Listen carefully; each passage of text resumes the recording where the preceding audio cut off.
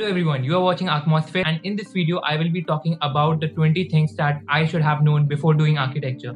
So what happened is that after school I was literally confused that whether I should pursue architecture as a career or not. So during deciding my college, I have an option either to go for design field or either for architecture. So I will be talking about how I decided and the things that as a person you should know before joining architecture. So I have listed down 20 things that a person should know before joining architecture. So we will be talking about these 20 things in this video, so watch this video till the end. So what I think personally is that before joining architecture you should do research, and research will be involving such kind of videos that I'm making for you guys.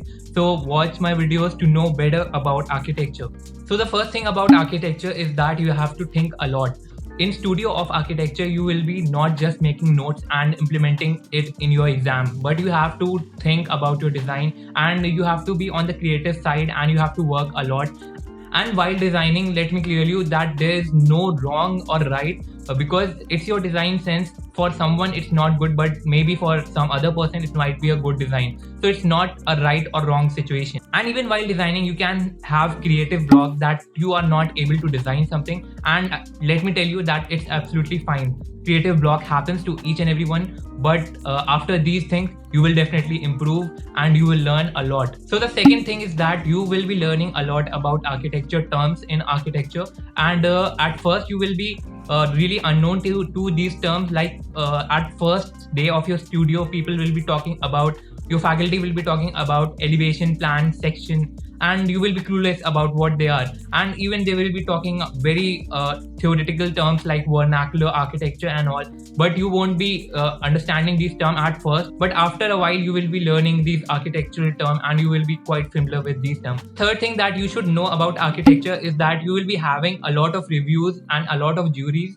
after finishing your design. And in this long term of architecture, you will be working a lot in the semester, and these jury will be judging you in a limited time that can range from 5 minutes to 25 minutes. And if they don't like your design, they will roast you up. So for that you have to take that criticism, and you have to be a thick skin to. And the other thing is that you don't have to be emotionally attached to your design, that I have made this so it will be a perfect thing. And if somebody doesn't like your design, it's absolutely right, and you don't have to be emotionally attached that no, I have been through this bad state that juror haven't given me proper grades, and you should not take it emotionally. So that's the third point. So the other thing about architecture is that there will be a lot of deadline that will be happening, and there will be a lot of stress due to deadlines. So in architecture you will be given a project, and at a particular deadline you have to submit that, and a lot of stress is developed while working because you have to finish a few things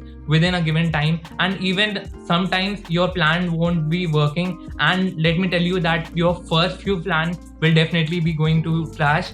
So you will be redeveloping them, and you will be working a lot, and they will slowly and gradually will be improving, and your design will be more functional after few hit and trials. So that's the case. So the other thing about architecture is cost of supplies and expensiveness of these supplies. So at first year I was allotted a sheet that you have to buy these things from a stationery shop that is specifically a different kind of stationery that will be having a lot of architecture stuff. So you have to go and purchase these stuff. So these are quite expensive because you will be taking a lot of equipments that are not generally seen in school level, like your parallel bar, your triangular scale, a lot of new things you will be purchasing. So that will be costly, and it might be expensive for you. So that is the case of these supplies, and you will be needing these supplies update maybe after every semester, and it depends. And even like after every year you will be upgrading to some kind of new supplies, and even you will be also requiring a laptop for your architecture study. So that are the expensiveness of architecture. So the sixth point is that physical model making. In architecture you have to make a lot of model making, and at school level you might have not enjoyed these model making, but in architecture you have to make these model making, and there will be some workshop, and in those workshops they will be telling you how to make these models. You will learning that in college as well, and if you are not good in school in these subjects, you can definitely improve in college, and you can explore a lot of physical model. Even in my case, at first my model was actually crap, but as we move on, we learn how to make really good models, and obviously model making skill also improves as our year improves and as our experience improves. So that's the case. So the seventh point is that you will be sleep deprived at a time, because you will be having these short deadline that you have to cover up, and for that you will be doing all-nighters. And let me tell you that coffee will be your best friend for these 5 years of architecture. And other thing is that because of these all-nighter, I won't suggest that you should do all-nighters.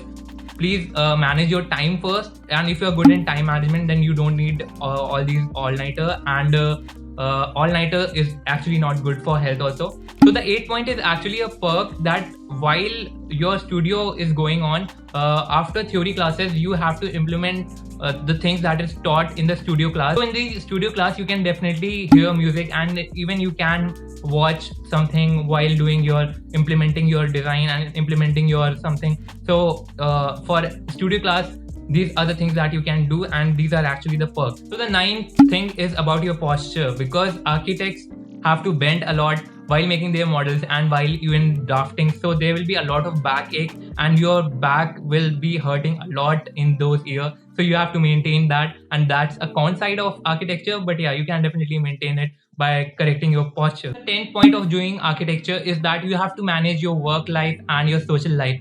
While your other friends of different college will be enjoying at the weekend, but you will be doing your work, because you have those 2 days and you have to manage this time for your work, and even you have to manage for social life. And one more thing is that you have to learn to say no, because at time you will be having your work and people will be saying to come along, so you have to say no, that okay, I have something to do.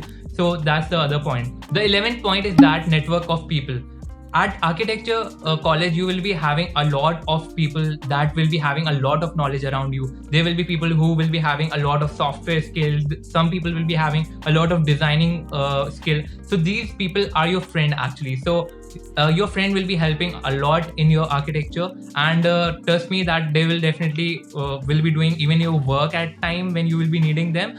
And the other sources will be your faculty, your professor. So these are the very senior people in the architecture field, so they will be guiding you a lot in architecture. And even your senior are more experienced, so you will be learning a lot from these senior also. So that's the case of the sources of learning that you can have in the college. So guys, the next thing is software. So this is actually the real thing that you can flex about in architecture college. So there are a lot of software that you will be needing in architecture, and if you know these software really well, you can really flex about these skills. The software that you will be using is Adobe, and there will be AutoCAD, Revit, Rhino. There are many software that you will be learning. There are rendering software that you will be learning, Lumion and V-Ray. So these are some of the software, and these software can definitely improve your the presentation, because even your design is not that quality, but the renders and the output that you are giving in your sheet might be totally different, and this software will be helping you to get really good marks in architecture. So I will suggest that you should learn these software. So the 13th point is your trips, architecture trips. So in architecture you will be having a lot of trips, but in online cases I don't see any of the trips happening, but hope for the best. In your architecture college, in reality your 5 years will be full of trips. So you will be exploring a lot of cities throughout your country, and even maybe abroad if you get a chance. So there are times that you will be learning a lot from the trips. The 14th point is that architecture is very creative and is very engaging. So you will be having a very creative side of yourself that is being expressed, and you will be totally engaged in your design, and you will be thinking continuously what I should add in my design, and you will be thinking a lot about design. The 15th point is that at starting you will be earning very less salary, but definitely you can improve your salary after year and year of experience. And I have made a detailed video about salary, so you can watch this video that is on the I button, and you can understand what how the salary of an architect works. The 16th point is that there will be time that your motivation will be wavering, and you will be thinking that either you should complete architecture or not, or should jump to some other course. So that happens when your design is not going well, and your kits are not going well, and you are questioning yourself that is I'm even capable of doing design. So that's the time you will be having a lot of motivation consciousness, that and your motivation will be lacking down. So don't get stressed out. That happens to each and every person that is doing architecture, and if you don't find your will in architecture, you can definitely change, but this happens to each and everyone who are in architecture. 17th point is that there will be an internship semester in your 4th year or even 5th year.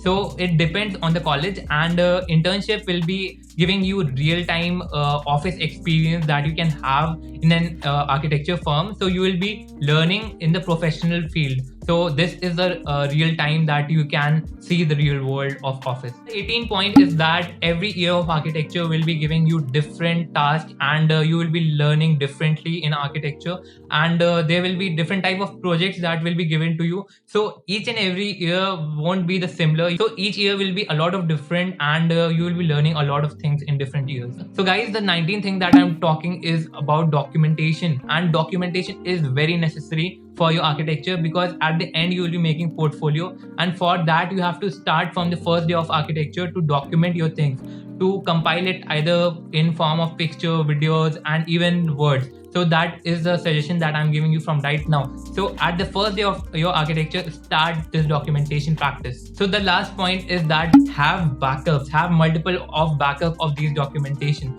So what happens is that if your laptop crashes, and if something happens while working, so at least you should have a backup of your work that you have done throughout your year, and you have invested a lot of time in creating your design and creating your portfolio. So I would suggest that there should be multiple backup of your work, so you can access them. Even one backup doesn't work or something happened to it, you will be having a different backup. So that is the kind I'm talking about. You can store them in Drive, you can store them online and even offline in hard disk, or maybe in different laptop or computer. So that's the thing that you should do, and you should have a lot of backup of your design. Guys, these are the 20 things that I wish I would have known before starting architecture, and this video aims to help you about these 20 things before doing architecture. So if you like this video, please hit the like button, and please subscribe to my channel. And if you have any architecture query, you can definitely ask me on Instagram. See you in next video. Till then, bye bye.